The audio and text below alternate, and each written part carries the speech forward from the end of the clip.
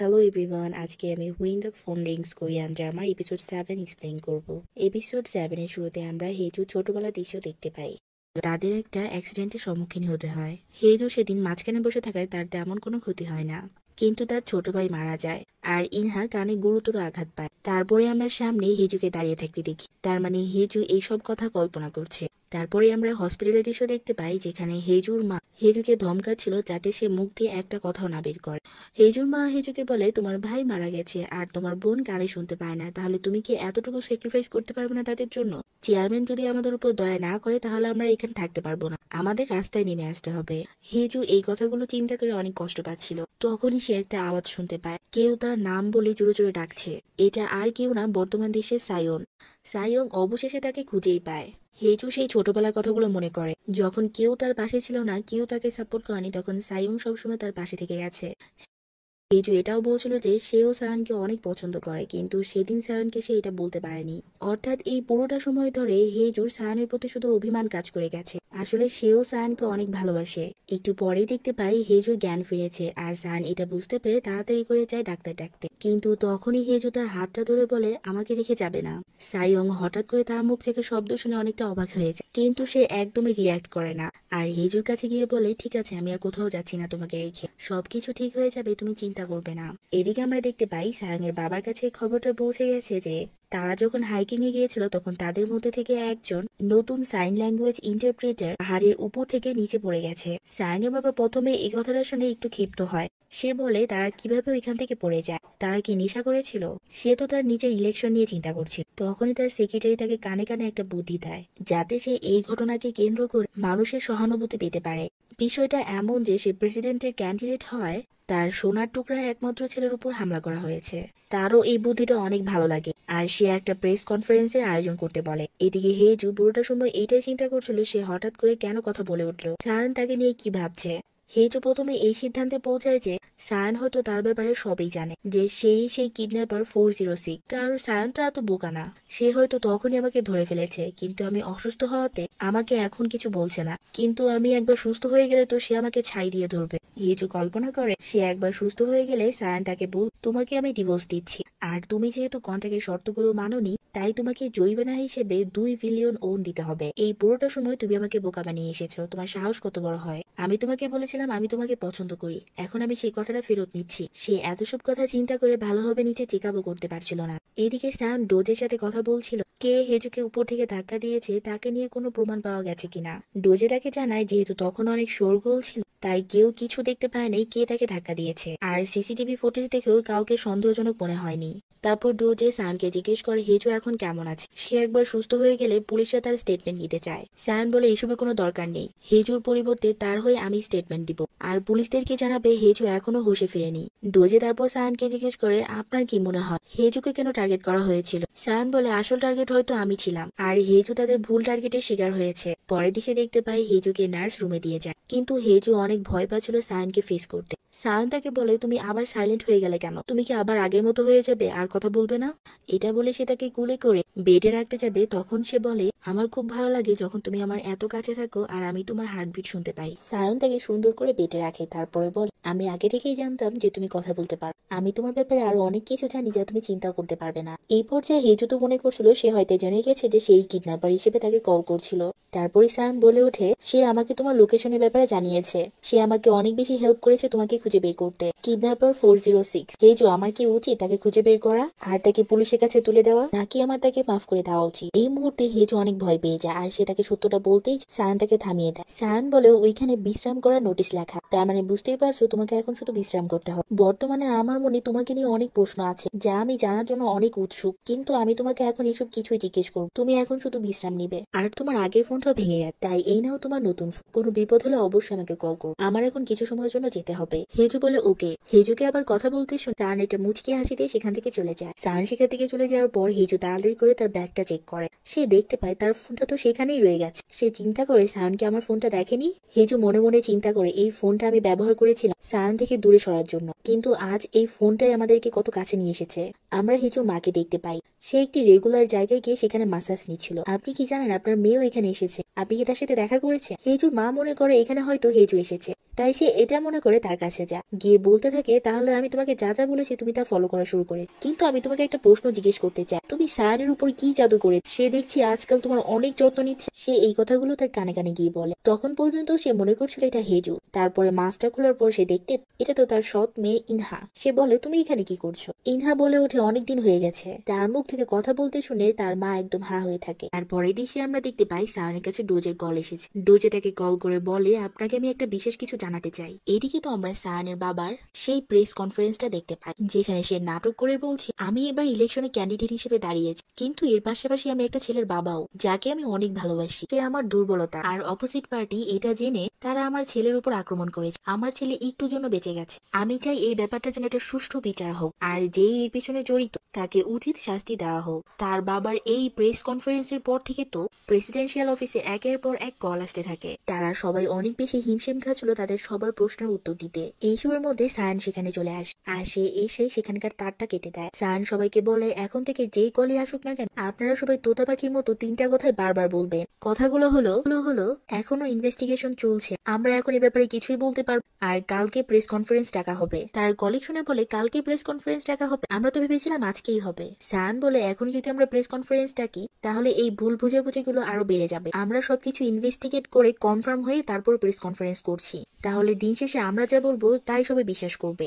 আর সে সেখান থেকে যেতে যেতে এটাও সবাইকে জানিয়ে দেয় যে হেজু এখন ঠিক আছে, আর তারা কেউ যেন হেজুর ব্যাপারে কাউকে কিচ্ছু না জানায়। তারপরে আমরা হেজুর মা আর ইনহাকে দেখতে। হেজুর মা তাকে বলে, তুমি এখানে আবার কি করতে এসেছো? ইনহা বলে, আপনি চিন্তা করবেন না, আপনি যেমনটা ভাবছেন আমি আপনার মেয়ে জামাইকে নিজের করতে আসিনি। হেজুর মা বলে, তুমি চাইলেও পারবে না সায়ানকে তোমার নিজের করতে, কারণ হেজু তো আমার মেয়ে, তার মধ্যে আমার কিছু গুণ আছে। সে এই 3 বছরের মধ্যে সায়ানকে একদম নিজের কবজায় করে নিয়েছে। সায়ান এখন তাকে ছাড়া কিছুই বোঝে না। ইনহা বলে, হেজু যখন সায়ানের আসল সত্য জানতে পারবে তখনও কি সে সায়ানের সাথেই থাকবে? আমার তো মনে হয় না। হেজুর মা বলে, সায়ান এমন কি করেছে যেটা জানতে পারলে হেজু তার সাথে থাকবে না? ইনহা বলে, আপনি নাটক করবেন, আপনি সবই জানেন, কারণ বিয়ের আগের দিন আপনি আমাকে একটা পার্সেল পাঠিয়েছেন। সেই পার্সেলের ভিতরে এমন কিছু ছিল যেটা দেখে আপনি চেয়েছিলেন আমি সে বিয়ে থেকে ভেগে যাই। হেজুর মা বলে, তুমি এসব কি বলছো? যাই হোক না কেন এসব আগের কথা বাদ দাও, আর নিজের লাইফ নিয়ে খুশি থাকো, আমার মেয়ের জীবনে ইন্টারফেয়ার করবে না। তার মানে সেই পার্সেলটা হেজুর মা পাঠায়নি।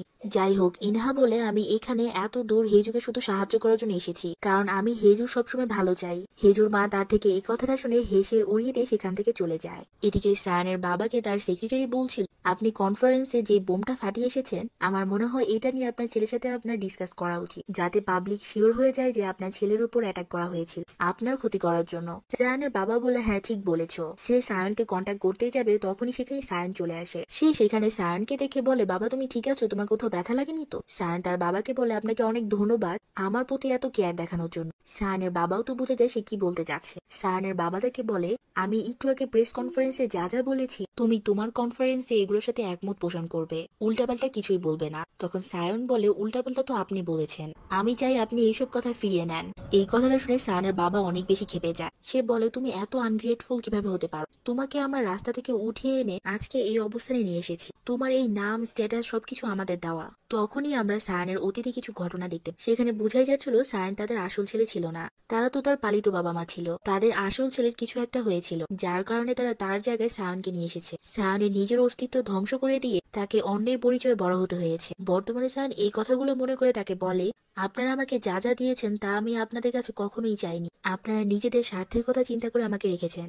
এটা শোনার পর তার বাবার এই ব্যাপারে কিছুই বলতে পারে। তার বাবা বলে, তুমি এত কেন রিয়েক্ট করছো? তারপর হঠাৎ করে তার মনে পড়ে তার সেক্রেটারি তাকে বলেছিল সেদিন সেখান থেকে নতুন সাইন ল্যাঙ্গুয়েজ ইন্টারপ্রিটার পড়েছিল, যেটা আর কেউ নয় হয়তো হেজুই, যার জন্য সান এই ব্যাপারটা নিয়ে এত বেশি রিয়াক্ট করছে। তারপরে দিশে আমরা ইউরি আর জংজুকে একসাথে দেখতে পাই। জংজুর কথা থেকে আমরা বুঝতে পারি সে এখনো এই ব্যাপারটা জানে না যে সেদিন উপর থেকে হেজু পড়েছিল। তাদের দুজনের এই কথাগুলোর মাঝখানে ইউরি একটুর জন্য ব্যথা পেতে যাচ্ছিল, তখন জংজু তাকে সেখান থেকে সরিয়ে নেয়। ইউরির এই ব্যাপারটা খুব ভালো লাগে, সে তার দিকেই তাকিয়ে থাকে। উপরে এসে তারা একটা কনফারেন্স করে, যেখানে সেই হারানো বাচ্চাটি বড় ভাইকে কিভাবে খুঁজে বের করা যায় তা নিয়ে তারা আলোচনা করে।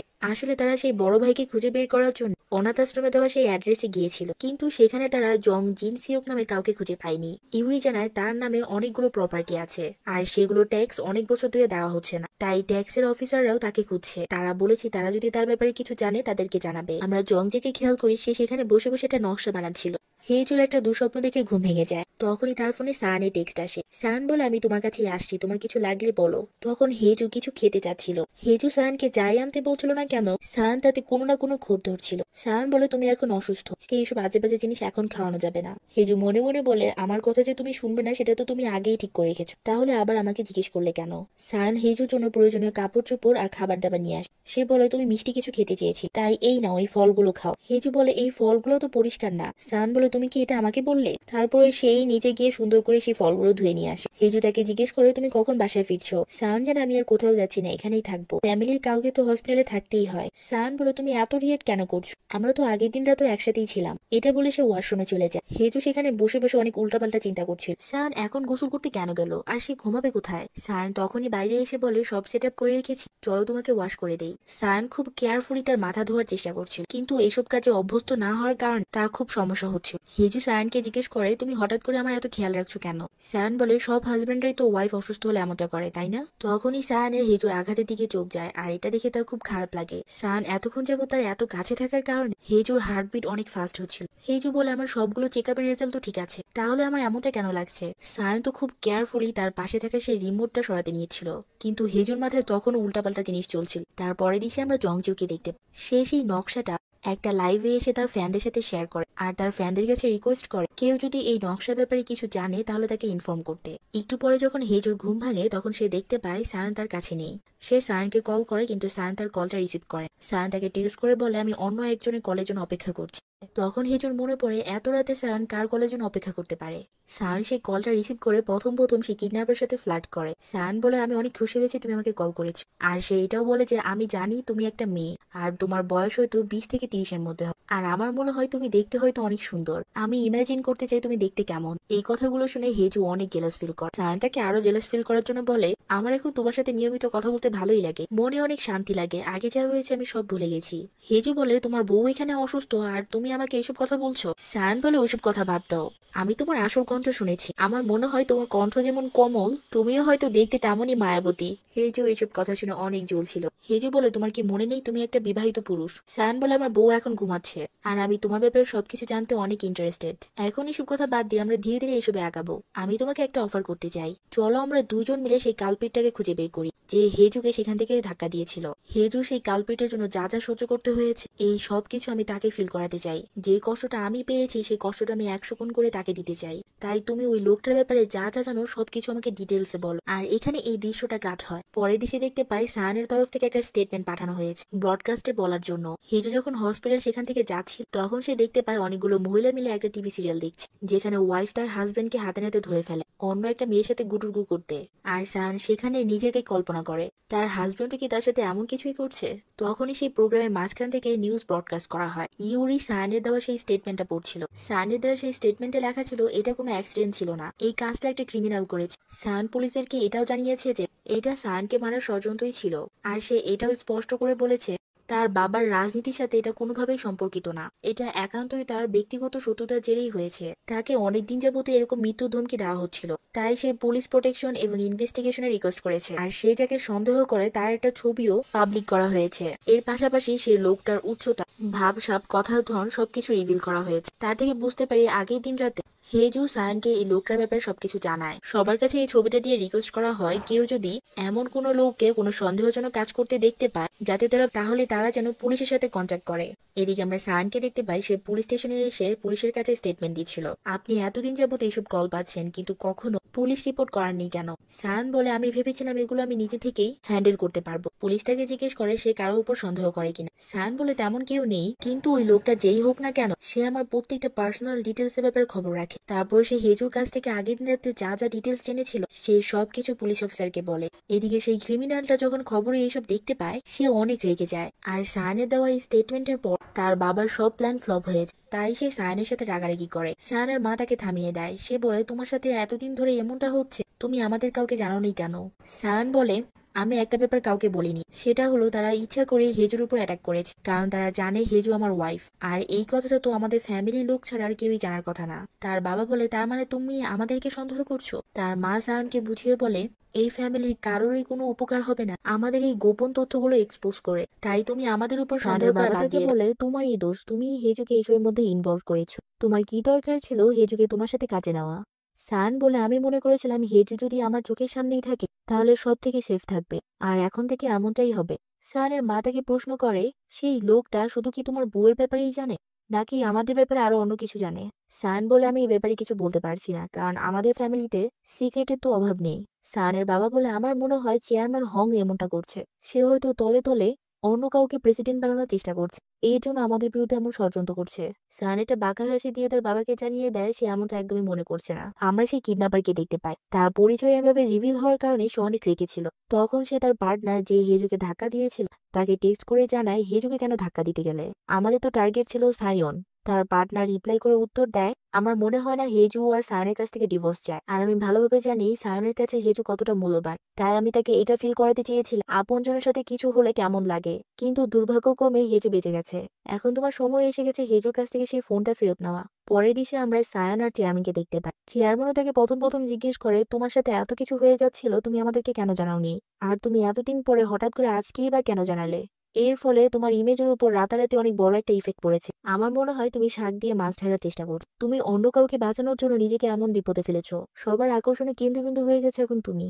তাই যা করবে বুঝে শুনে করবে। এদিকে হেজুও সায়ানকে নিয়ে এইসব উল্টাপাল্টা নিউজ শুনছিল, যেখানে সবাই সায়ানের ক্যারেক্টারের উপরে প্রশ্ন করছে সায়ান কি এমন করেছে যার জন্য তাকে ব্ল্যাকমেল করা হচ্ছে। সায়ান অবশ্যই দুনিয়া থেকে এমন কিছু লুকাচ্ছে যেটা সবাই জানতে পারলে কেউ তাকে পছন্দ করবে না। এইসব উল্টাপাল্টা খবর দেখে হেজুর সায়ানের জন্য অনেক চিন্তা হতে থাকে। তখনই তার কাছে একটা আননোন নাম্বার থেকে কল আসে, কিন্তু হেজু সেটা রিসিভ করেন। এটা ছিল সেই কিডন্যাপার। সেই কিডন্যাপার হেজুকে জানায়, তোমাকে যে ধাক্কা দিয়েছে উপর থেকে সেটা আমি ছিলাম না। আমি জানি তুমি আমার কথায় বিশ্বাস করবে, আর তুমি যেহেতু আমাদের দলে এখন আর নেই, তাই তোমার উচিত হবে আমার ফোনটা ফেরত দেওয়ার। আমি তোমার কাছেই আসছি, দরজাটা খোলো। এই টেক্সটটা দেখার সাথে সাথে হেজু তাড়াতাড়ি করে তার দরজাটা বন্ধ করে দেয়। সে মনে করছিল কিডন্যাপার হয়তো এখানে এসেছে। তখনই সেখানে দরজাটা ভেঙে সায়ান বেরিয়ে আসে। হেজু সায়ানকে এখানে দেখে তাকে জড়িয়ে ধরে। সায়ান তার এই অবস্থা দেখে অনেক চিন্তায় পড়ে যায় আর ইমার্জেন্সিতে কল করে। একটু পর সায়ান হেজুর কাছে আসে। সে জিজ্ঞেস করে তার সাথে কি হয়েছিল তখন। হেজু তাকে এই ব্যাপারে কিছু বলে না, কিন্তু এটা জিজ্ঞেস করে, তোমাকে দেখতে অনেক ক্লান্ত লাগ। সায়ান বলে, হ্যাঁ, তোমার উচিত এখন ঘুমিয়ে পড়া, যাতে আমিও ঘুমাতে পারি। হেজু তাকে জিজ্ঞেস করে, তোমার কি ভয় করছে না? সায়ান বলে, কেন? হেজু বলে, সবাই তোমাকে নিয়ে কত খারাপ খারাপ কথা বলছে। সায়ান বলে, আমার কথা বাদ দাও, তুমি ভয় পাচ্ছ? হেজু বলে, হ্যাঁ। সায়ান তাকে বলে, আমি একদমই ভয় পাচ্ছি, আর আমি যা করেছি তা নিয়ে আমি রিগ্রেটও করছি না। সায়ানের এত কেয়ার ভালোবাসা দেখে হেজুর অনেক রিগ্রেট ফিল হয়, কারণ তাকে বাঁচানোর জন্য সায়ান এমনটা করেছে। কিন্তু এইসবের বিপরীতে হেজু কি করে যাচ্ছে, তাকে ধোকাই দিয়ে যাচ্ছে। সেই কিডন্যাপারের ফোনটা নিয়ে সেখান থেকে বের হয়ে আসে, তারপরে সায়ানকে কল করে। সে সায়ানকে কল করে বলে, আমি নিউজটা দেখেছি, আর আমি একটা ব্যাপারে জানতে চাই। তোমার কাছে তো অনেক ক্লু আছে আমাকে ধরার, তুমি কবে আমাকে রিভিল করবে? তোমার তো খুব জানার ইচ্ছা আমি আসলে কে। আর সবচেয়ে গুরুত্বপূর্ণ বিষয়, তুমি যদি একবার আমার ফোনটা পাও তাহলে তুমি এই ফোনের মাধ্যমে সেই ক্রিমিনালকে ধরতে পারবে যে হেজুকে সেদিন সেখান থেকে ধাক্কা দিয়েছিল। সায়ান বলে, তুমি কি আমাকে এই ফোনটা দিতে চাচ্ছ? হেজু বলে, হ্যাঁ। সায়ান বলে, তার মানে তুমি নিজেকে আমার কাছে রিভিল করতে চাচ্ছ? হেজু বলে, হ্যাঁ, চলো দেখা করি, আমি তোমার কাছে এই ফোনটা নিয়ে আসবো। হেজু অনেক টেনশন করছিল, যখন সায়ান জানতে পারবে সে যার জন্য এত কিছু করছে সেই তাকে এতদিন ধোকা দিয়ে এসেছিল, তাহলে সায়ানের কেমন লাগবে। হেজু এই সময়ে নিজেকে নিয়ে একদমই চিন্তা করছিল না। সায়ান এই কষ্টটা কিভাবে ফেস করবে এটা নিয়ে চিন্তা করছিল। হেজু ভয়ে ভয়ে তার রুমে যায় সায়ানের সাথে দেখা করতে, কিন্তু সেখানে গিয়ে দেখে সায়ান সেখানে নেই। হেজু সায়ানকে কল করে সে এখন কোথায় আছে। সায়ান বলে, আমি তোমার সাথে একটা জায়গায় দেখা করতে চাই। সে এইটা বলে হেজুকে অ্যামিউজমেন্ট পার্কে নিয়ে আসে। হেজু অ্যামিউজমেন্ট পার্কে গিয়ে সায়ানকে কল করে। হেজু সায়ানকে কল করে বলে, তুমি আমাকে এখানেই কেন ডাকলে? সায়ান বলে, তুমি এখানে আগে কখনো এসেছিলে? হেজু বলে, হ্যাঁ, যেদিন এটা প্রথম খুলেছিল সেদিন এসেছিলাম, আর সেই আশাটাই আমাদের শেষ আশা ছিল। সেদিনের পর থেকে আমরা কখনো অ্যামিউজমেন্ট পার্ক কথাটা উচ্চারণ করতে পারিনি। সেখানে যাওয়ার পর সায়ান তাকে একে একে রাইডে উঠায়, আইসক্রিম খেতে বলে, যাতে হেজু কিছুটা কাম ফিল করে। তারপর হেজু সায়ানকে কল করে বলে, তুমি কখন আসছো, আমি তোমার জন্য ওয়েট করছি। সায়ান বলে, তুমি তোমার সামনে দেখো, আমি সেখানেই আছি। হেজু সেখানে গিয়ে বলে, এখানে তো কেউ নেই। সায়ান তাকে বলে, আমি চাই তুমি রিল্যাক্স হও, আমিও তোমার সাথে দেখা করার জন্য অনেক এক্সাইটেড। হেজু তাকে বলে, আমি এমন কেউ যাকে তুমি কখনোই এক্সপেক্ট করবে না, তুমি আমাকে দেখলে অনেক কষ্ট পাবে, তুমি হয়তো আজকের পর থেকে আমাকে দেখে আর কারোর উপর বিশ্বাস করতে পারবে না। সায়ান বলে, তুমি কি এই মুহূর্তে আমাকে নিয়ে চিন্তা করছো আমি কষ্ট পাবো কিনা? হেজু মিথ্যা বলে, সে বলে, না, আমি নিজেকে নিয়ে চিন্তা করছি। তারপর সায়ান বলে, আমি তোমাকে আগে একটা কথা বলেছিলাম, তুমি সবসময় নিজেকে অনেক বেশি আন্ডার এস্টিমেট করো সব ক্ষেত্রে, আর তোমার এই বাজে অভ্যাসটা আমি কিভাবে দূর করবো হেজু? এটা বলেই সে তার সামনে আসে। হেজুও বুঝতে পারে পুরোটা সময় ধরে সায়ান সবটাই জানতো। সায়ান তার সামনে আসে আর তাকে ধন্যবাদ জানিয়ে বলে, এত কষ্ট করার জন্য অনেক ধন্যবাদ 406। হেজু বলে, তুমি কবে থেকে জানতে, আর তুমি তখনই আমাকে বলনি কেন? তুমি এত কিছু জানার পরও কিভাবে আমাকে ভালোবেসে গেলে? সায়ান বলে, তুমি আমাকে শিখাও তোমাকে কিভাবে ঘৃণা করতে হবে, কারণ আমার দ্বারা এইসব একদমই সম্ভব না। সে এটা বলে হেজুকে কিস করে। আর এই দৃশ্য দেখানোর মাধ্যমে এই পর্বটি এখানেই শেষ হয়। দেখা হবে আবার এপিসোড 8-এ। এপিসোড 8 অনেক বেশি এক্সাইটেড হতে চলেছে, কারণ হয়তো সেই এপিসোডে আমরা সায়ানের ছোটবেলার সিক্রেটের ব্যাপারে জানতে পারবো। আর আমি আপনাদেরকে একটু জানাতে চাই, এপিসোড 8 আজ রাত 8:30-এ রিলিজ হবে। আর সেটা দেখে রেকর্ড প্লাস এডিট করতে করতে আমার একদিনের মতো সময় লেগে যায়। আমি আমার সর্বোচ্চটা দিয়ে চেষ্টা করি যত তাড়াতাড়ি সম্ভব ভিডিও বানানোর, তাই আপনারা প্লিজ কষ্ট পাবেন না। আর আমার এফোর্টের কথা চিন্তা করে আমার ভিডিও যদি ভালো লেগে থাকে তাহলে ভিডিওতে একটা লাইক এবং একটা শেয়ার করে দিবেন। হ্যালো এভরিওয়ান, আজকে আমি when the phone rings Korean ড্রামার এপিসোড 8 এক্সপ্লেন করতে চলেছি। আপনারা যদি আগের পর্বগুলো না দেখে থাকেন তাহলে আমার চ্যানেলটা ভিজিট করতে পারেন, সেখানে আগের সবগুলো পর্ব দেওয়া আছে। এপিসোড 8 এর শুরুতে দেখতে পাই সায়ন যখন হেজুর কাপড় চোপড়গুলো গুছিয়ে নিয়ে যাচ্ছিল হসপিটালে, তখন সে সেখানে হেজুর ছোটবেলার একটা ছবি দেখতে পায়, যার পিছনে সেই অ্যামিউজমেন্ট পার্কটা ছিল। আর এর জন্য আগের পর্বে দেখেছিলাম সায়ন হেজুকে এই অ্যামিউজমেন্ট পার্কে রেখেছে। বর্তমানে আমরা আবার সেই দেশে ফিরে আসি যেখানে আগের পর্ব শেষ হয়েছিল। সায়ন হেজুকে ধন্যবাদ জানায় তার এত পরিশ্রমের কারণে তারা দুইজন আজকে এই পর্যায়ে আছে। তাদের দুইজনের মধ্যকার সম্পর্কে এত উন্নতি হয়েছে। সায়ন হেজুকে বলছিল, আমি তোমাকে কিভাবে হেট করতে পারি, আমি তোমাকে অনেক ভালোবাসি, এটা বলে সে তাকে কিস করে। তারপরে দেশে দেখতে পাই সায়ন হেজুর জন্য খুব সুন্দর করে খাবার প্রিপেয়ার করছিল। হেজু বলে, তোমার হাতের রান্না খুব মজা। সায়ন বলে, আমরা এখন থেকে প্রতিদিন একসাথেই খাবো, যাতে তোমার এই বাসাটা আর জেল মনে না হয়। হেজু বলে, আমি তো এটাকে জেল বলিনি, তুমি বলেছিলে, কারণ তুমি এত বছর আমার সাথে যে ব্যবহারটা করেছো তার জন্য তুমি অনেক রিগ্রেট ফিল করছিলে। আমাদের এই বিয়ের 3 বছরে তুমি সবসময় আমার সাথে খুব রূঢ় ব্যবহার করে এসেছো। এই পুরোটা সময় জুড়ে আমরাও দরকার ছাড়া কখনো একে অপরের সাথে কথা বলিনি, চোখে চোখ রাখিনি, এমনকি ঘুমাইও নি একসাথে। শেষের কথাটা বলে হেজু কিছুটা লজ্জা পায়। সায়ন বলে, তাই নাকি, তুমি এটা চাও? তোমার যদি আলাদা রুমে ঘুমাতে কষ্ট হয় তাহলে তুমি এই ব্যাপারটা আমাকে আগেই জানাতে। আর তোমার কাছে এই বাসাটা যেমনই লাগুক না কেন, কিন্তু আমার কাছে দুনিয়ার সব থেকে কমফোর্টেবল প্লেস ছিল এটা। সারাদিন ক্লান্ত হওয়ার পর যখন বাসায় ফিরে তোমার রুমে লাইট অন করা দেখতাম, তখন তোমার উপস্থিতি আমাকে খুব শান্তি দিত। বাসায় এসে তোমাকে দেখাটি আমার জন্য একটা বড় প্রাপ্তি ছিল। সায়ান আরো বলে, তোমার কি মনে আছে বিয়ের পরপর আমি তোমাকে একবার বলেছিলাম আমার জন্য তোমার মনে কখনো কোনো ফিলিংস রাখবে না, আর আমার আশেপাশে আসারও চেষ্টা করবে না। হেজু বলে, ওই কথা আবার কিভাবে বলতে পারি, তুমি এত কঠোর কেন ছিলে আমার সাথে? সায়ান বলে, কারণ আমি অনেক ভয় পেতাম, আমি যদি তোমাকে আমার থেকে দূরে সরিয়ে না রাখি তাহলে আমি তোমার প্রতি অনেক দুর্বল হয়ে পড়বো, তাই আমি ভেবেছিলাম এটাই একমাত্র উপায় তোমাকে আমার কাছ থেকে দূরে রাখার। তারপর হেজু বলে, আমার কিছু বলার আছে। এখন হেজু কি বলে সেটা আমাদেরকে জানানো হয় না। সায়ান বলে, তুমি এই ফোনটা নিয়ে একদমই টেনশন করবে না, এই লোকটা যেই হোক না কেন আমি খুব দ্রুত তাকে ট্র্যাক করে ফেলবো, আর এই ফোনের ব্যাপারটা শুধু তুমি আর আমিই জানবো, পুলিশকে আমি এই ফোনটা দিচ্ছি না। হেজু বলে, তুমি আমাকে নিয়ে চিন্তা করো না, সবাই যদি জেনেও যায় যে আমি এসবের মধ্যে জড়িত, তাতে যাই হোক না কেন আমি সবকিছু ফেস করতে প্রস্তুত। সায়ান তাকে আশ্বস্ত করে, আমি একে একে সবকিছু ঠিক করে ফেলবো, আমার শুধু একটু সময় দরকার। আর ততদিন পর্যন্ত আমার একটা রিকোয়েস্ট থাকবে, তুমি আমাকে ছাড়া আর কারোর সামনে কথা বলো না, কারণ আমার মনে হয় যে এইসবের পিছনে জড়িত সে আমাদের খুব কাছের একজন, তাই ততদিন পর্যন্ত আমাদের খুব সাবধান থাকতে হবে। হেজুও তার কথাটা বুঝতে পারে। সায়ান বলে, সত্যিকার বলতে আমার খুব কষ্টই লাগছে, আমি ফায়ারি হেজু সেই দিকটা খুব মিস করব, যখন তুমি কিডন্যাপার 406 সাথে আমার সাথে কথা বলতে। সায়ানের কথা শুনে হেজু সেই নাইট ড্রেসটার কথা মনে পড়ে। হেজু জিজ্ঞেস করে সেটা এখন কোথায়। সায়ানের সাথে সাথে উঠে যায় সেটা নিয়ে আসতে। হেজু তাকে থামিয়ে বলে, আসলে আমি এটা এখনো বিশ্বাস করতে পারছি না তুমি কত সহজে আমাকে একসেপ্ট করে নিলে এত কিছুর পরও। তারপর সায়ান তাকে জড়িয়ে মনে মনে বলে, তুমিও কি এমনটাই করবে যখন তুমি আমার ব্যাপারে জানতে পারবে? তারপরে আমরা সেই কিডন্যাপারকে দেখতে পাই, তার কাছে একজন মেসেজ করে জিজ্ঞেস করে, মাস্টার আপনি কি সেই ফোনটা ফেরত পেয়েছেন? কিডন্যাপারটা বলে, না নিতে পারিনি। তারপরে আমরা একটু ফ্ল্যাশব্যাকে দেখতে পাই সেই কিডন্যাপারটা সায়ানের পিছু করেছিল তার কাছ থেকে সেই ফোনটা ফেরত নেওয়ার জন্য, কিন্তু সামনে দিয়ে একটা গাড়ি চলে আসে, সে সায়ানকে বেশি একটা ফলো করতে পারে না। তারপরে সে একটা বুদ্ধি করে, সে চুপি চুপি সায়ানের সাথে সে লিফটে উঠে যায়। সে লিফটের মধ্যে ছিল আরো একটা বুড়ো লোক, সে সায়ানের সাথে কথা বলে তাকে ব্যস্ত রাখছিল। এরই মধ্যে সেই কিডন্যাপারটা সায়ানের খুব কাছাকাছি চলে আসে। তারপরে কি হয় সেটা আমাদের দেখানো হয় না। বর্তমানে সেই কিডন্যাপারটা তাকে বলছিল, সায়ানের শরীর থেকে তো সুন্দর সুবাস বের হয়, আর ঠিক তখন আমার রিয়েলাইজ হয় সেই ফোনটা ফেরত না আমার আসল মোটিভ না, আমি সায়ানের কাছ থেকে সবকিছু ছিনিয়ে নিতে চাই, এমনকি তার শরীর থেকে আসা সুন্দর সুবাসও। এদিকে আমরা সায়ানের মা আর বাবাকে দেখতে পাই। সায়ানের মা খুব ভালোভাবে টিভিতে বলা সেই কিডন্যাপারের ডিটেলস গুলো খেয়াল করছিল। এমনটা মনে হচ্ছে সে কাউকে সন্দেহ করছে। তার এইসব দুশ্চিন্তা তার হাজবেন্ডও খেয়াল করছিল। সে সেখান থেকে চলে যাওয়ার পর সে তার সেক্রেটারিকে ডেকে কানে কানে কিছু একটা বলে। পরের দিন আমরা হেজুকে দেখতে পাই তার ঘুম ভাঙে। সে দেখতে পায় তার খুব দেরি হয়ে গেছে আজকে ঘুম থেকে উঠতে। তাড়াতাড়ি করে সায়ানের রুমে যায়। তারপর সেখানে দেখতে পায় সায়ান নেই। এরপর সে কিছুটা চিন্তিত হয়ে তাকে কল করে, কিন্তু তার ফোন বন্ধ দেখাচ্ছিল। হেজু সায়ানকে নিয়ে অনেক চিন্তা হয়। সে কান্না করতে থাকে। আর ঠিক পরের মুহূর্তে আমরা দেখতে পাই হেজু তো এতক্ষণ যাবৎ স্বপ্ন দেখছিল। সায়ান তখনও সেখানেই শুয়েছিল। সায়ানকে সেখানে দেখতে পেয়ে সে অনেকটা রিলিফ হয়। সে তার কাছে গিয়ে তার মুখ বুলাতে থাকে। আর ঠিক তখনই সায়ানের ঘুম ভাঙে আর সে তাকে টেনে কাছে নিয়ে আসে। হেজু তাকে বলে, তুমি আজকে অফিস যাবে না? সায়ান বলে, আজকে আমার 1 ইঞ্চিও লড়তে ইচ্ছা করছে না। আমি আজকে কোথাও যাব না তোমাকে ছেড়ে। আজকের জন্য আমি ছুটি নিয়েছি। হেজু বলে, তাই নাকি? সায়ান বলে, তুমি তো ভালোভাবেই জানো আমি এই 3 বছরের মধ্যে একজনও ছুটি নেইনি। এমনকি বন্ধের দিনগুলোতে গিয়েও কাজ করেছি। তাই একটা ছুটি তো আমি ডিজার্ভ করি। হেজু তাকে জিজ্ঞেস করে তাহলে আজকে তার প্ল্যান কি। সায়ান তাকে বলে, তুমি কি করতে চাও?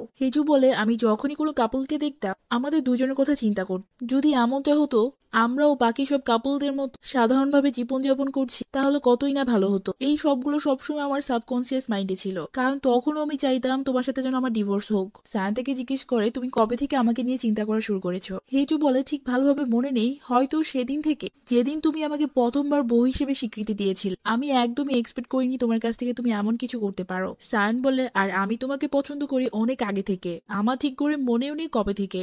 তাদের দুজন এসব লুটুপুটু কথার মাঝখানে সায়ানের ফোনটা বেজে ওঠে আর তার কলিগ তাকে ফোনে জানায় তাকে এখনই ইমার্জেন্সি অফিসে আসতে হবে। তারপরে দিশে আমরা সায়ানের বাবাকে দেখতে পাই। তাকে সবগুলো রিপোর্টার একদম ঘেরাও করে রেখেছিল, কারণ তার স্টেটমেন্টের সাথে তার ছেলের স্টেটমেন্টের কোনো মিল নেই। আর সবাই এটারই জবাবদিহি চাচ্ছিল। তখনই সেখানে কতগুলো ফুলের তোড়া রাখা দেখানো হয়, যেখানে লেখা ছিল, বেক সায়ন কি করেছে তা আমি ভালোভাবে জানি। আর এরপরে তো হট্টগোল আরো বেড়ে যায়। সায়ন ইমার্জেন্সির কথা শুনে তাড়াহুড়া করে তার অফিসে চলে আসে।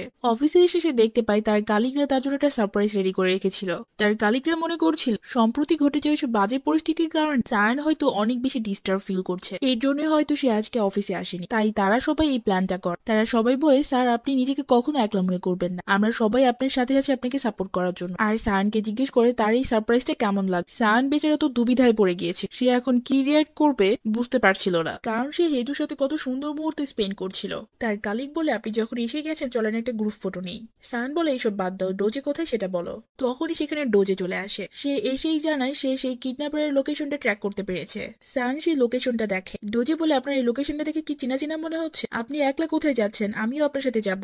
সায়ন বলে, দরকার নেই, আর পুলিশকে এই ব্যাপারে কিছুই বলবে না। এদিকে আমরা অনাথ আশ্রমে ইয়ংজোকে দেখতে পাই। তার সাথে সেই সিস্টারটা কথা বলছিল। প্রথমে সে ইউরি ব্যাপারে জিজ্ঞেস করে সে কেন আজকে তার সাথে আসেনি।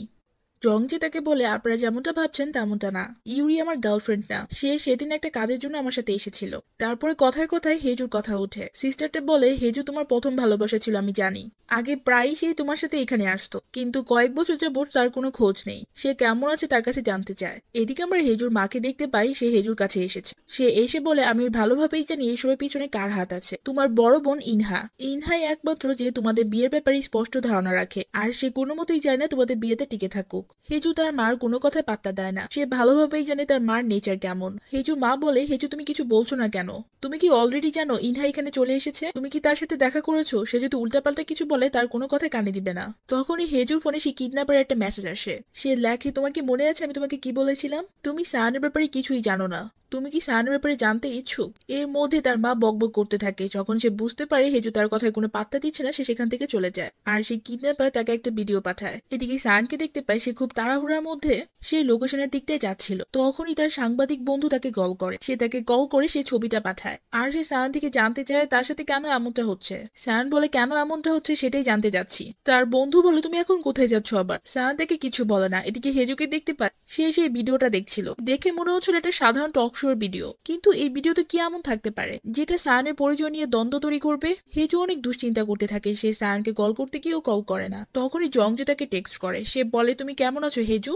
হেজু কিছু একটা ভেবে জংজুকে বলে আমরা কি এখন দেখা করতে পারি। তারপরে আমরা চেয়ারম্যান আর সায়নের বাবাকে দেখতে পাই। চেয়ারম্যান বর্তমানে ঘটে যাওয়া নিউজগুলো দেখে বলে আমি একটা লিমিট পর্যন্ত সবকিছু থামাতে পারি, কিন্তু এখন সবকিছু আমার হাতের বাইরে চলে যাচ্ছে, এখন তুমিই সবকিছু সামলাতে পারো। হঠাৎ করে এইসব কি শুরু হয়ে গেল? সায়নের বাবা রেগে গিয়ে বলে এই সবকিছু শুরু আপনার মেয়ের জন্য হয়েছে। আপনি যদি আপনার বড় মেয়েকে আমার ছেলের সাথে বিয়ে দিতেন তাহলে আজকে কোনো দিনই দেখতে হতো না। চেয়ারম্যান বলে এই কথা বাদ দাও, এমন কিছু কি আছে যেটা তোমরা আমাদের থেকে লুকাচ্ছ? এমন কিছু যেটা আমাদের দুই ফ্যামিলিকে একটা ঝুঁকির দিকে নিয়ে যাচ্ছে? যদি তেমন গুরুতর কিছু বের হয় আমি বলে রাখছি তুমি সেই দিনের জন্য নিজেকে প্রস্তুত রাখো। আমি সেই সমস্যার এমন সলিউশন করব যেটা তুমি কল্পনাও করতে পারবে না।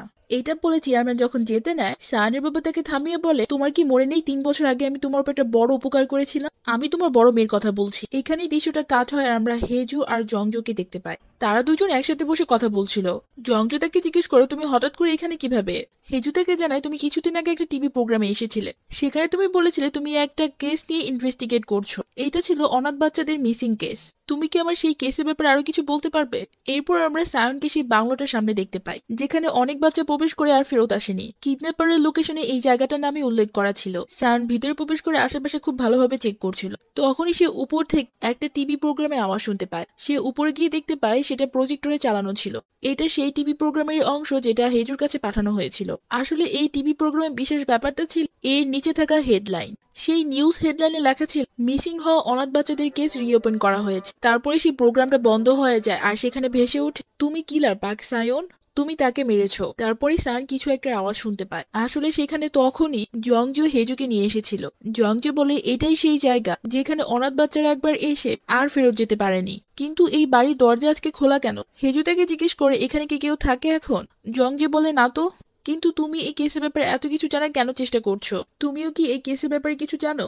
ব্যাপারটা খুব অদ্ভুত। আজকে তুমি এই কেসের ব্যাপারে জিজ্ঞেস করছো, সেদিন সায়ন আমাকে এই কেসের ব্যাপারে জিজ্ঞেস করছিল। তখন হেজুর মনে পড়ে আসলেই তো সায়ন সেদিন তার কাছে এটার ব্যাপারে জিজ্ঞেস করছিল। জংজে বলে এখন অনেক রাত হয়ে গেছে, আমাদের উচিত হবে দিনের বেলার এসে ভিতরে ঢোকা। তখনই সায়ন বের হয়ে আসে আর সে তাদের দুজনকে সেখানে দেখে ফেলে। তারা দুজন যখন ফেরত যাচ্ছিল তখন সায়ন তাকে বারবার কল করছিল। জংজে বলে তোমাকে আবার কেউ কল করে? তোমাকে কেউ এতবার কল করছে, তুমি কলটা রিসিভ করছো না কেন? হেজু তাকে বলে আমি কিভাবে রিসিভ করতে পারবো, আমি তো কথাই বলতে পারি না। জংজে বলে আমার এতদিন মনে হতো আমি শুধু একজন যে জানে তুমি কথা বলতে পারো, কিন্তু এখন মনে হচ্ছে যে তোমাকে বারবার কল করছে সেও জানে যে তুমি কথা বলতে পারো।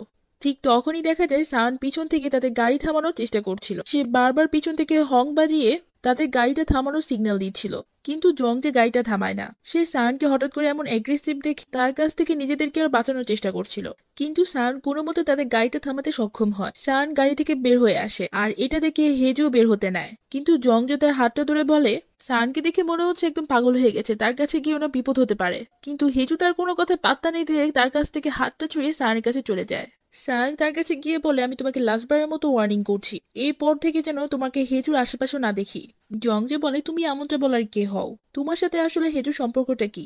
সায়ন বলে তুমি আগে আমার প্রশ্নের উত্তর দাও। তুমি সেই অনাথ আশ্রমের বাচ্চাদের মিসিং এর ইনসিডেন্টের ব্যাপারে কতদূর জানো? তুমি কি খুঁজে পেয়েছো আসল কালপিটকে? তুমি হয়তো আসল কারণটা জানো সে বাচ্চাগুলো কেন মিসিং হয়েছিল, আর এই জন্য তুমি প্রতিশোধ নেওয়ার জন্য এইসব কিছু করে যাচ্ছ।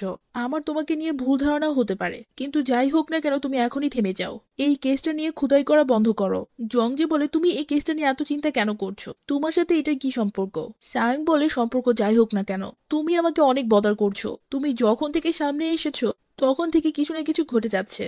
এই সবকিছু কি একটা কোইন্সিডেন্ট? গাড়িতে যখন যাচ্ছিল তখন সায়ন হেজুকে জিজ্ঞেস করে তুমি এখানে কেন এসেছিলে। হেজু তাকে সেই ভিডিওটা দেখায় যেটা কিডন্যাপার তাকে পাঠিয়েছে। সায়ং বলে তুমি এই ভিডিওটা পাওয়ার পর আমাকে কল করতে পারতে, তুমি এই ব্যাপারে জিজ্ঞেস করার জন্যই জংজুর সাথে দেখা করেছিলে তাই না? তুমি কি আমাকে এই ব্যাপারে জিজ্ঞেস করতে ভয় পাচ্ছিলে? হেজু বলে হ্যাঁ, আমি অনেক ভয় পেয়ে গিয়েছিলাম যখন আমি এটা নিয়ে ভাবতাম তুমি যদি একবার জেনে ফেলো যে আমি সেই কিডন্যাপার 406 তাহলে তুমি হয়তো আমাকে মাফ করবে না আর আমাকে কখনো দেখতেও চাইবে না। এর জন্য আমি তখন অনেক ভয় পেতাম তোমার কাছ থেকে দূরে চলে যেতে। আর আমি এখনো এটা নিয়েই ভয় পাচ্ছি তুমিও হয়তো আমার মতো সেই সিচুয়েশনের মধ্যে দিয়ে যাচ্ছ। তাই আমি তোমাকে কিছুই সরাসরি জিজ্ঞেস করতে পারিনি, কারণ আমি জানি এমন সিচুয়েশনে কেমন লাগে। শুধু তাই না, আজকে সকাল থেকে তোমাকে নিয়ে আমি অনেক চিন্তায় ছিলাম। আমি একটা দুঃস্বপ্ন দেখেছিলাম, সেই দুঃস্বপ্নটা আমাকে একদম ভেঙে দিয়েছিল। আমি ভয় পাচ্ছিলাম সেটা সত্য না হয়ে যায়। তোমার আগে কেউ আমাকে এত ভালোবাসেনি আর এত সুখও আমি কখনো পাইনি। আমি এগুলো একদমই হারাতে চাই না। এই জন্য আমি বুঝতেই পারছিলাম না কি করব। সায়ন হেজুর কাছ থেকে এই সকল কথা শুনে তাকে জড়িয়ে ধরে। হেজু বলো তুমি আমার কাছ থেকে কিছু লুকিও না, সবকিছু আমাকে খুলে বলো, আমি সবকিছু হ্যান্ডেল করতে পারবো।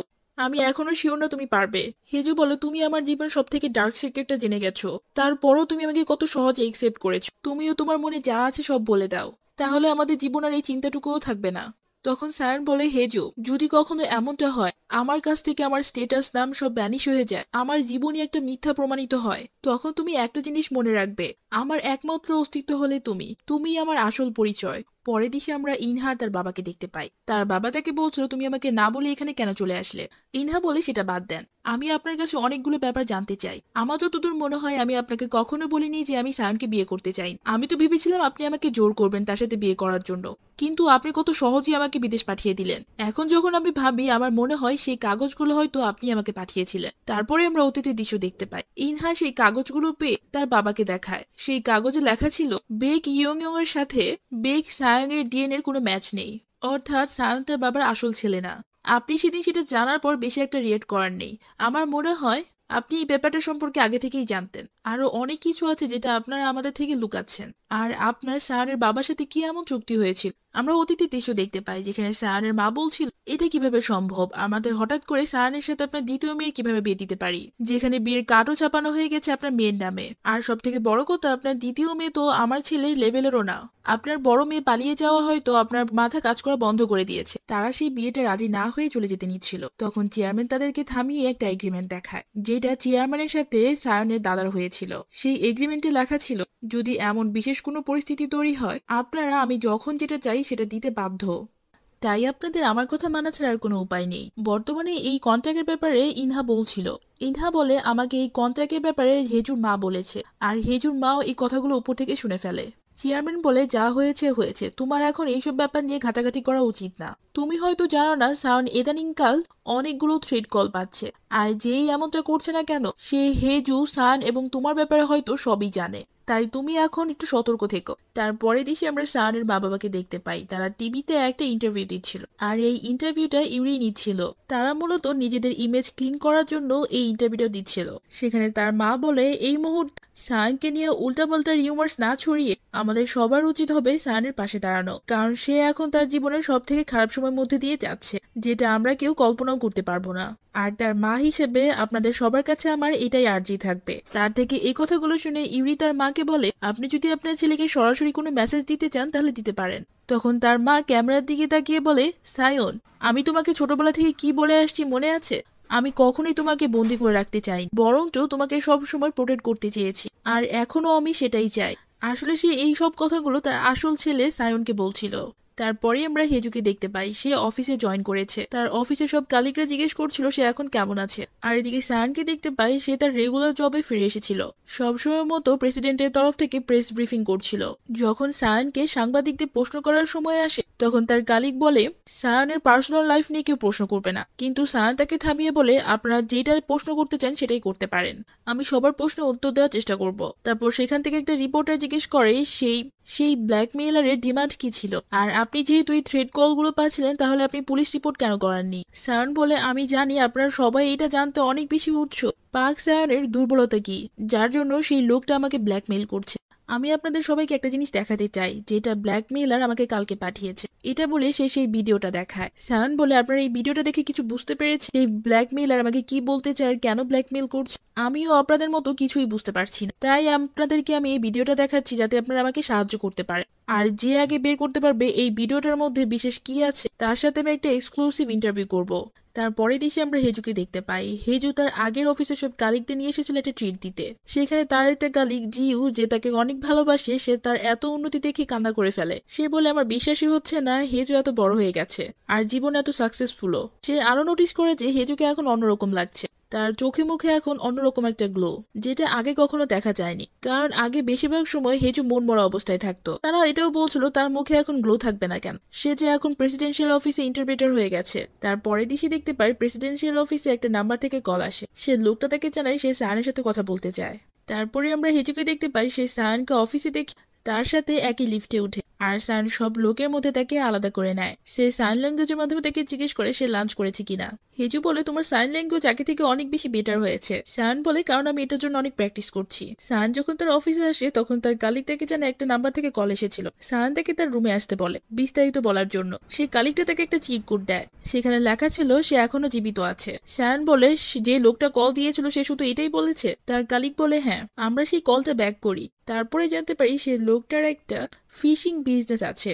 এদিকে হেজু ফিল্ড ট্রিপে তোলা তাদের সবগুলো ছবি দেখতে পায়। হেজু সায়ন আর তার একসাথে তোলা ছবিগুলো দেখছিল। হেজু ছবিগুলো দেখতে দেখতে একটা জিনিস খেয়াল করে, আর এই ব্যাপারটা খেয়াল করে সে অনেকটা ইমোশনাল হয়ে যায়। এদিকে সায়ন সেই কল করা লোকটার কাছে যাচ্ছিল আর তার সাথে থাকা কিছু মেমোরি কথা চিন্তা করছিল। তার থেকে বোঝা যায় সায়ন ছোটবেলা এই লোকটার সাথেই কেটেছে। বেগ সায়ন হওয়ার আগে সে এই লোকটার সাথেই সময় কাটাতো। তারপর একদিন এমন আসে তাকে ওই লোকটাকে রেখে বেগ সায়নের পরিচয় ধারণ করতে হয়। এখন আমাদের নায়কের সাথে তার কি সম্পর্ক তা তো আমরা পরেই জানতে পারবো। সায়ন তারপর সেই চিরকুটের কথা চিন্তা করে আর বলে সে এখনো কিভাবে জীবিত। তারপরে সে আবার একটা অতীতের ঘটনা মনে পড়ে, যখন একজন কাউকে ডুবিয়ে মারার চেষ্টা করছিল আর হেজু সায়নকে মেসেজ করে জিজ্ঞেস করে তার আজকে লেট হবে কিনা আসতে। তখনই তার বাসায় কেউ আসে। এটা আর কেউ না, ইনহা। ইনহা এসে বলে কি অদ্ভুত, এক সময়ে বিয়ে হয়ে এই বাসায় আমার আসার কথা ছিল। তখনই হেজু বলে ওঠে আমার তোমাকে কিছু বলার আছে, তুমি এখানে কেন ফেরত এসেছো? হেজু তাকে টেস্ট করে লিখতেই যাবে তুমি কি সায়নকে আমার কাছ থেকে ছিনিয়ে নিতে এসেছো? তখনই ইনহা বলে তোমার আগে এই প্রশ্নটা করা উচিত, আমি বিয়ের আগের দিন রাতে কেন পালিয়ে গিয়েছিলাম। এদিকে সায়নের সেই লোকটার কাছে চলে আসে। ইনহা বলে আমার বাবা বলল সেই ব্ল্যাকমেইলার আমাদের সবার সম্পর্কে সবকিছুই জানে, তাই আমার মনে হলো তোমারও সবটা জানা উচিত। কেন তোমাকে আমার জায়গায় সায়নকে বিয়ে করতে হলো? সে হেজুকে সেই ডিএনএ রিপোর্টটা দেখায় যেখানে লেখা ছিল সায়নের ডিএনএ তার দাদার সাথে ম্যাচ করে না। এদিকে সায়ন সেই বাসার মধ্যে প্রবেশ করে আর দেখতে পায় সেখানে আগুন ধরে আছে আর তার পাশেই সেই লোকটা অজ্ঞান হয়ে পড়ে আছে। তখনই সেখানে একটা শর্ট সার্কিট হয় আর এর ফলে একটা বড় ব্লাস্ট হয়। ইনহা এই ব্যাপারটা দেখে অনেক অবাক হয়ে যায় যে হেজু এই তথ্যটা জানার পরও একদম নর্মাল, যেমন তার কোনো সমস্যা নেই এটাতে। তখন হেজুর সায়নের বলা কথাগুলো মনে পড়ে আর এদিকে সায়নের ওই জায়গায় একটা বড় ব্লাস্ট হয়, কিন্তু সায়নের তেমন কোনো ক্ষতি হয় না। আর এখানেই সিনটা কাজ হয়। তারপর আমরা দেখতে পাই হেজু সেদিন এই ব্যাপারটা খেয়াল করে যে সায়ন পুরোটা সময় ধরে হেজুর দিকেই তাকিয়েছিল আর প্রত্যেকটা ছবির মধ্যে এই ব্যাপারটাই ফুটে উঠছিল। এই ছবিগুলো থেকে হেজু বুঝতে পারে সায়ন তাকে কতটা ভালোবাসে, তাই তার কাছে আর অন্য কোনো কিছুই ম্যাটার করে না। আর এই দৃশ্যটা দেখানোর মাধ্যমে এই পর্বটা এখানেই শেষ হয়। পরের পর্বে আমরা দেখতে পারবো সায়ন গুরুতরভাবে আঘাত পায় আর হেজু প্রতিজ্ঞা করে সে যেভাবেই হোক এবার সায়নকে সে সব বিপদ থেকে প্রোটেক্ট করবে। আমিও পরের পর্বের জন্য অনেক এক্সাইটেড। আপনারা সবাই জানতে চাইবেন পরের পর্বটি কবে আসবে। এপিসোড 9 আমি আগামী সপ্তাহে শনিবার এক্সপ্লেন করে দিয়ে দিব। আর ততক্ষণ পর্যন্ত সবাই অনেক ভালো থাকবেন।